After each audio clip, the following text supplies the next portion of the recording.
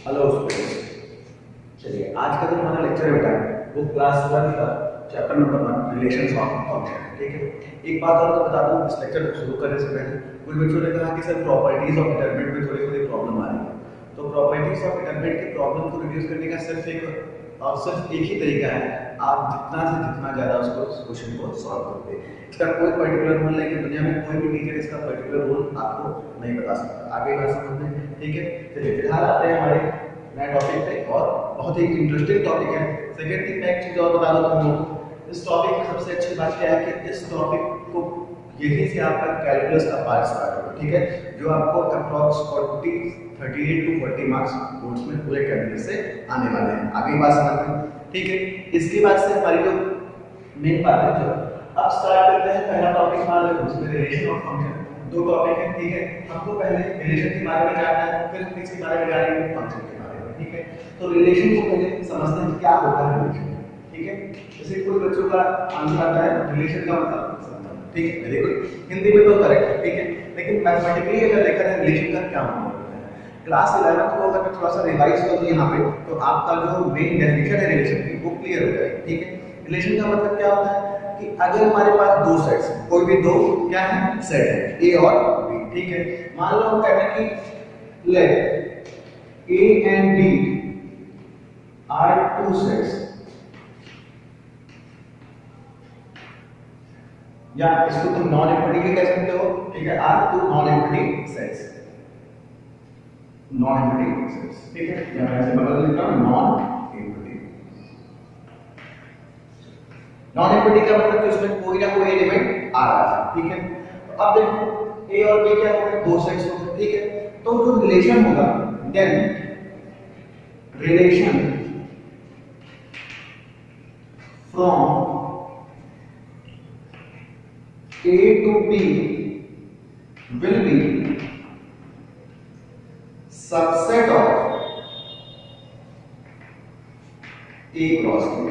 अब तुम्हारे दिमाग में आ रहा होगा कि सबसेट क्या होगा, A क्रॉस B क्या होगा। तो बेटा सबसेट के लिए आपको क्लास 11 का सेट का टॉपिक पढ़ना पड़ेगा, उसका लेक्चर मैंने अपलोड कर दिया है, तो आप वहां से सबसेट का कॉन्सेप्ट समझ सकते हो, सबसेट क्या होता है। ठीक है, फिलहाल कहना क्या है, और वैसे भी अगर थोड़े से नॉर्मल शब्द में कहना चाहूँ तो सबसेट का मतलब है कि किसी सेट के कुछ एलिमेंट्स को निकाल के नया कलेक्शन बना लो, वही क्या कहलाएगा, सबसेट कहलाएगा। आगे बात समझ, चलो यहाँ आते हैं, या ऐसे डिफाइन होगा R subset of A cross B, मतलब आर किसका सबसेट होगा, ए क्रॉस बी का क्या होगा सबसेट।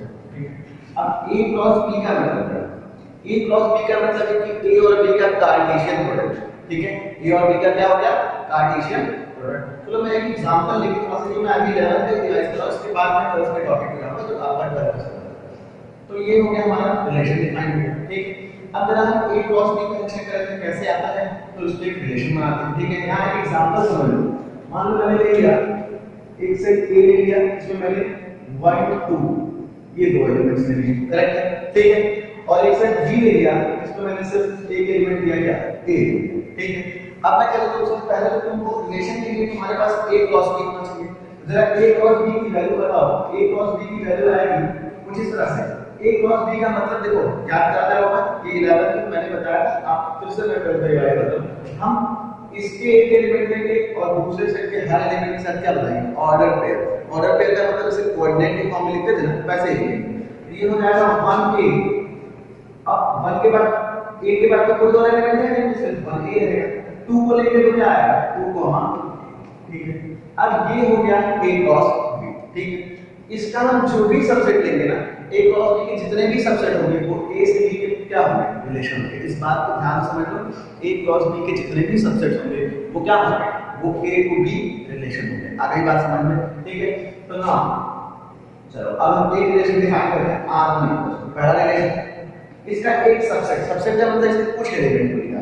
तो मान लो मैंने सिर्फ 1 कॉमा a लिया। ठीक है, अब एक बात और समझ लो, कुछ बच्चे जो एक्स्ट्रा दिमाग लगाते हैं उनके लिए बता रहा हूं, 1a जो है ना, 1a अलग चीज नहीं, a पूरा पूरा एक एलिमेंट है। ऐसा मत करना कि 1 को अलग ले लेना, a को अलग ले लेना, ऐसा कभी नहीं करना। ये पूरा एक एलिमेंट है, ये दूसरा एलिमेंट है। ठीक, तो ये रिलेशन होगा कहां से, is a relation from a to b। ये a से b क्या होगा, रिलेशन हो गया। ठीक है, तो मतलब कहने का मतलब ये है कि दो सेट है, अगर उसके बीच में रिलेशन बताना है तो उसके बीच में जो रिलेशन होता है वो क्या होता है, दोनों सेट के कार्टेशियन प्रोडक्ट का सबसेट होता है। समझ में आ गई बात? किसी भी दो सेट के बीच में अगर उनको रिलेशन डिफाइन करना है तो वो क्या होता है, उन दोनों सेट के कार्टेशियन प्रोडक्ट का सबसेट होता है। ठीक है, ये हमारा क्लास 11 है। अब हम बढ़ते हैं क्लास 12 के टॉपिक की तरफ।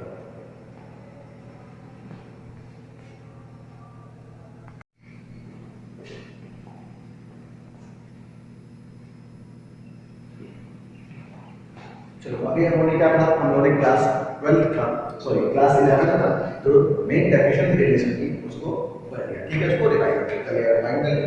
अब हम पढ़ना है कि यहां से क्लास 12 स्टार्ट हो रहा है, रिलेशन ऑन अ सेट। ध्यान समझना और ध्यान समझने की बात है, क्लास 12 में तुम रिलेशन पढ़ोगे, ठीक है, वो सिर्फ और सिर्फ एक ही सेट में होगा। समझ में आ गई बात? मतलब सेम सेट का सेम से रिलेशन देखेंगे। आगे बात समझ में? सेम सेट का क्या करेंगे, सेम से रिलेशन देखेंगे। जो क्लास 11 में तुमने रिलेशन पढ़ा था उसमें क्या होता था, दो अलग अलग सेट होते थे, मतलब एक सेट ए होता था, दूसरा क्या होता था, बी होता था।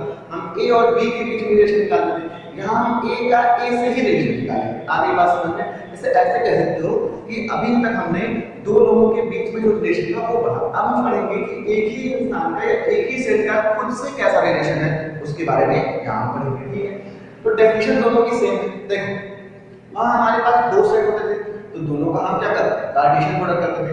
यहाँ एक ही सेट है तो यहाँ हम क्या करेंगे, उसका खुद से ही क्या करेंगे, कार्टेशियन प्रोडक्ट करेंगे। तो डिफाइन कैसे होगा, अ रिलेशन, या और सिंपल लैंग्वेज में मैंने क्या बोला, एक ही सेट है तो लिखेंगे क्या, let A is a non equality set. A क्या है, non equality set. Non equality set का मतलब कि उसमें कुछ ना कुछ एलिमेंट्स आ रहे हैं, तो ए हो गया क्या है, नॉन इक्वलिटी सेट। ठीक है, देन रिलेशन फ्रॉम या रिलेशन, अच्छा अब जब हमको सेम सेट से सेम में दिखाना तो फ्रॉम लिखे तो कैसे, तो लिखेगा relation on set A will be subset of A cross. समझ में आएगा? अब देखो जिन बच्चों को प्रॉब्लम होती है वो ध्यान समझे, कोरिलेट करके पढ़ो। थ्योरेटिकल चैप्टर है, इसको जितना कोरिलेट करके पढ़ो तो उतना सॉल्व करना, नहीं तो कभी नहीं समझ में आएगा। ठीक है, तो ध्यान समझो। अब पहले ए क्रॉस भी था ना, दो सेट थे तो हमने ए क्रॉस भी लिया, दो सेट थे ए और बी, उसमें ए क्रॉस भी लिया। यहाँ हमारे पास एक ही सेट है लेकिन हमको रिलेशन निकालना है तो हम क्या करेंगे, ए इनटू ए, मतलब खुद का खुद से कार्टेशियन प्रोडक्ट करेंगे। आई बात समझ में? ये हमारा हो गया क्या, रिलेशन हो गया। इस पे एक छोटा सा एग्जांपल ऐसे समझ सकते हो कि मान लो मैं कहता हूं कि a is equals to 2 4 6, right? ठीक है, मैं बोल दूं कि बेटा find the relation from a to a, ठीक है, या ऑन a, मतलब a सेट में ही कोई रिलेशन बताओ। तो करना कुछ नहीं है, पहले तो तुमको a क्रॉस a लेना चाहिए। अब a क्रॉस a कैसे लेंगे, a का a से ही प्रोडक्ट कराना है, तो 2 का जहां दोबारा a यहां मैं लिख दे रहा हूं ताकि कंफ्यूजन ना हो, 2 4 6। अब इससे जब प्रोडक्ट कराओ एक बार इसमें, तो मैंने क्या बनाया, ऑर्डर पेयर में रिलेशन में लिखते हैं तो कैसे लिखेंगे, 2 2 2 4 2 6। 2 जो है इसके सारे एलिमेंट के साथ ऑर्डर पेयर बनाएगा, ऐसे ही 4 इसके सारे एलिमेंट के साथ ऑर्डर पेयर बनाएगा, इसी तरह से 6 भी क्या करेगा, इसके सारे एलिमेंट के साथ ऑर्डर पेयर बनाएगा। तो ये क्या आएगा, ये आएगा 2 2 2 4 और 2 6। ठीक है, ये तीन एलिमेंट आ गए।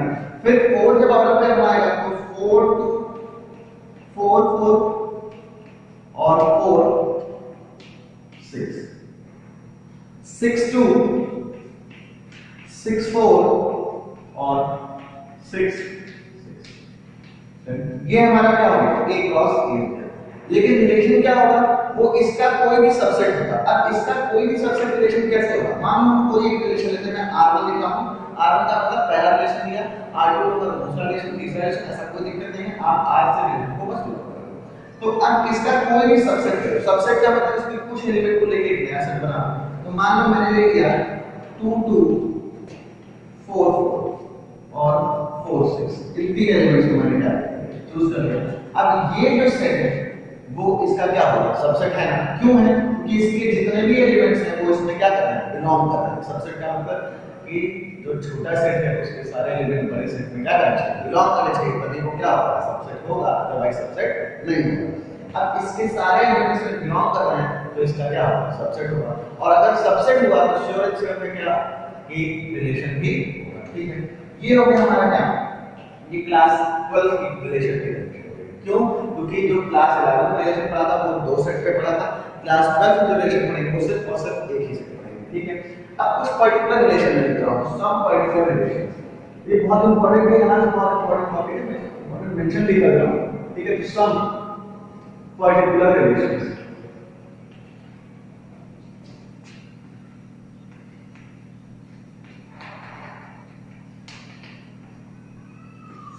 चलो, पहला पर्टिकुलर रिलेशन क्या है, फर्स्ट रिलेशन एम्पटी रिलेशन। अब तुम कहोगे एम्पटी रिलेशन कैसा होता है, भाई किसी रिलेशन में कुछ होगी, देख ध्यान से समझो। और रिलेशन क्या है, एक सबसेट। देखो रिलेशन क्या है, विल बी सबसेट। इस बात को ध्यान से समझो, रिलेशन क्या है, सबसेट है।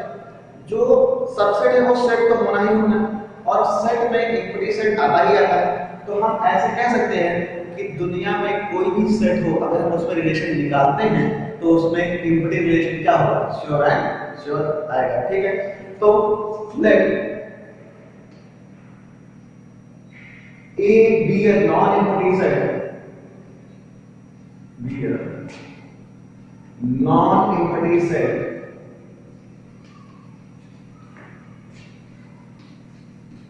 करेक्ट, ए क्या कोई non empty set, and phi जो होता है एम्पटी या नल सेट को डिनोट करता है, तो फाई ही एम्पटी रिलेशन को क्या करेगा, एंड फाई इज अ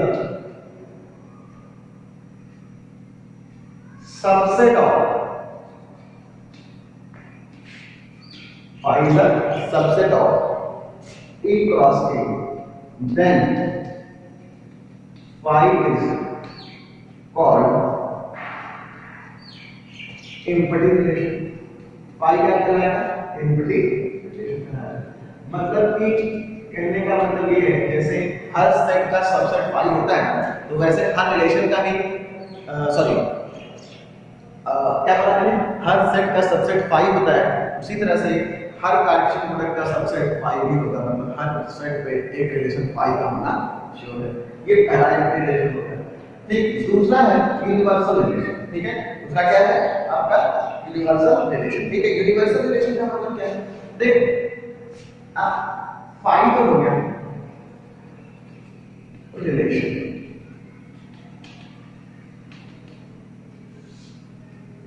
अब देखो पहले किस समझ यूनिवर्सल का, यूनिवर्सल रिलेशन का मतलब ये है कि जैसे रिलेशन क्या होता है, सबसेट होता है, कार्टेशियन। इतना कांसेप्ट वाली बात अपनी है, एक ही लाइन में कांसेप्ट है। रिलेशन क्या होता है, सबसेट होता है किसका, कार्टेशियन प्रोडक्ट। ठीक है, कार्टेशियन प्रोडक्ट किसी एग्जांपल को लेकर समझते हैं।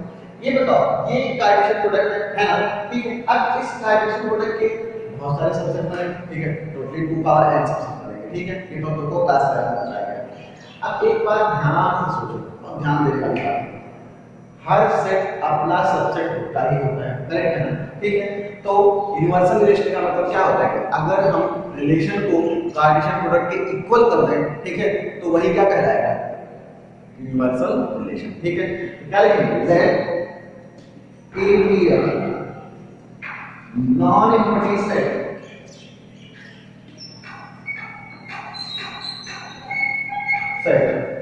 and A cross A is a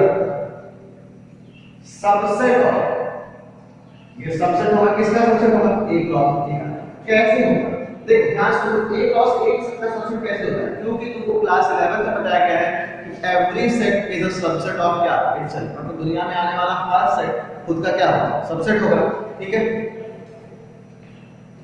job ले लीजिए।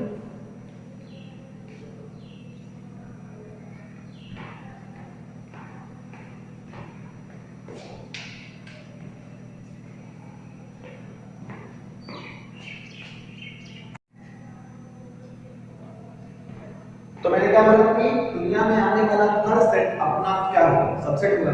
तो उसी तरह से A क्रॉस A भी क्या होगा, A क्रॉस A का सबसेट होगा। इज कॉल्ड इसको क्या बोलेंगे? Universal relation. मतलब ये है कहने का, ध्यान से तो कहने का क्या मतलब? कहने का मतलब ये है कि अगर हम लोगों ने सबसेट को कार्टेशियन प्रोडक्ट के इक्वल ले लिया तो वही यूनिवर्सल रिलेशन बनेगा। ठीक है, ये हो गया हमारा क्या, दो टाइप के रिलेशन। अब तीसरा जो आता है वो इम्पोर्टेंट है, आइडेंटिटी रिलेशन। देखो आइडेंटिटी का मतलब क्या है? पहचान। भाई तुम्हारी कोई पहचान होता है तो तुम्हारे लिए क्या है? आइडेंटिटी का काम करेगा। जैसे मैंने बताया है कि जीरो क्या होती है? आइडेंटिटी। जीरो क्या होती है? आइडेंटिटी होती है। क्यों होती है? क्योंकि जीरो को किसी भी नंबर में हम ऐड करते हैं तो हमको रिजल्ट क्या मिलता है? जीरो मिलता है। करेक्ट? मतलब अब यहाँ हम क्या करेंगे, कैसे बताएंगे कि कौन सा रिलेशन क्या होगा? आइडेंटिटी होगा। ठीक है, तो उसका एक सर्टेन रूल है, उसको ध्यान से समझो। तीसरा है identity relation.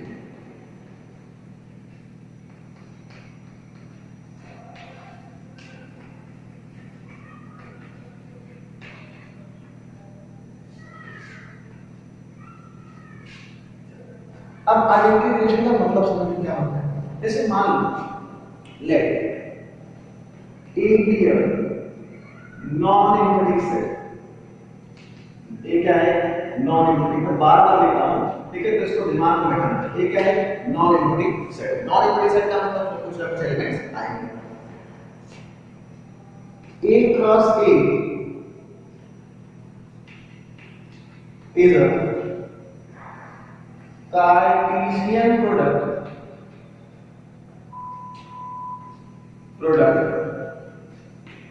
of A to A। मतलब ये क्या है? A का A से कार्टेशियन प्रोडक्ट है। डन। अब इसके बाद देन ठीक, identity relation from A to A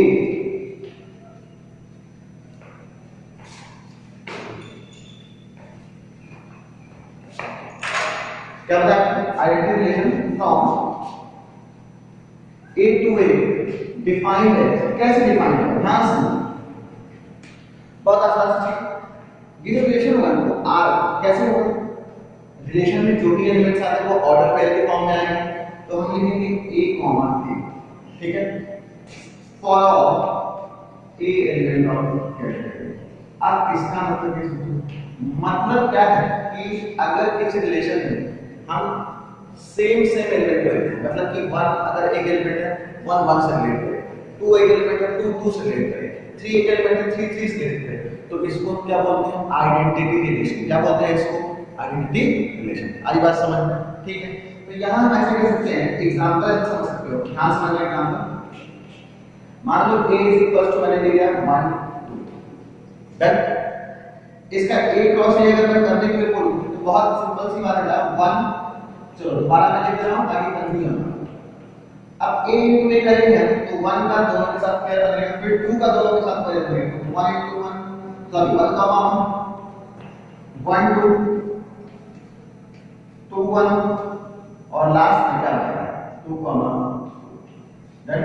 तो ये हमारा क्या हो गया? कार्टेशियन। अब हमको इसका क्या निकालना है? सब। अच्छा, इसके जितने भी सबसेट होंगे तो सब कोई ना कोई रिलेशन होंगे। करेक्ट है ना?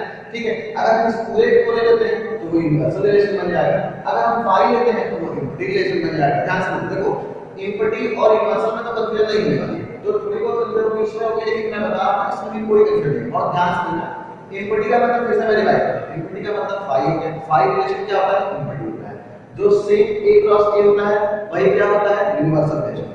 अब यहां मैंने क्या बोला? आइडेंटिटी रिलेशन की बात IR से बोलता हूं। ये कैसा है? A A मतलब कि दोनों स्लॉट पे सेम एलिमेंट आ जाए। ध्यान से, इसका कांसेप्ट है पकड़ने का, जो मेन जिस टेक्स्ट में वो ध्यान से समझना। A A मतलब कि दोनों स्लॉट पे क्या होगा? सेम एलिमेंट आएगा। तो हम क्या ले सकते हैं? 1 1 ले सकते हैं। क्या हम 1 2 ले सकते हैं? नहीं ले सकते, क्योंकि 1 1 दोनों सेम एलिमेंट नहीं। करेक्ट? ठीक है, तो यहां 1 2 नहीं ले सकते हम लोग। ठीक, 2 1 ले सकते हैं क्योंकि 2 अलग है और 1 क्या है? अलग है। ठीक है, लेकिन 2 2 इसमें ले सकते हैं। ये क्या हो गया? आइडेंटिटी रिलेशन हो गया। कहां से? A to A। ठीक है, ये आपको अभी बेसिक कॉन्सेप्ट है, ठीक है। अभी फर्स्ट लेक्चर में हमारा इतना ही रहेगा। नेक्स्ट लेक्चर में हम जिससे क्वेश्चन बनता है 4 मार्क्स या 6 मार्क्स में कंफर्म क्वेश्चन आएगा, रिफ्लेक्सिव, सिमेट्री और ट्रांजिटिव, ठीक है। उसके बारे में पढ़ेंगे क्या होता है रिफ्लेक्सिव, क्या होता है सिमेट्री और क्या होता है ट्रांजिटिव। और तीनों का जो कंबाइंड वर्जन होता है उसको हम लोग बोलते हैं इक्विवेलेंस रिलेशन। उसको क्या बोलते हैं? इक्विवेलेंस रिलेशन, ठीक है। तो अभी के लिए आज के लेक्चर में इतना ही। नेक्स्ट लेक्चर में हम क्या पढ़ेंगे इसके आगे।